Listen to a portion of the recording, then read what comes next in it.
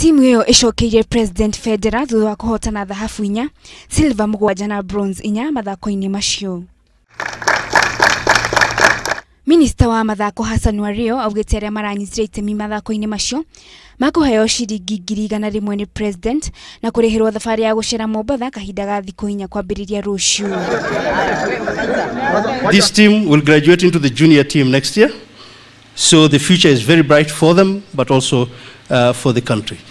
President atogirie timu hiyo ni wirutaniri wao mathako-ini macio na acokeria a Kenya ngatho ni kunyitanira na timu hiyo. So to me it is not the winning, to me it is the participation, to me it is the ability to show that Kenya can actually host an event like this, and to that Muthe and everybody and General, I thank you.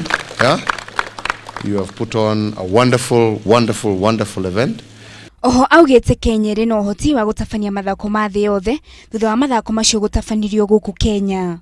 I believe that Kenya now should be talking about hosting not just the juniors but also hosting a major IAAF meet, and I promise you my government and my administration support in that particular endeavor.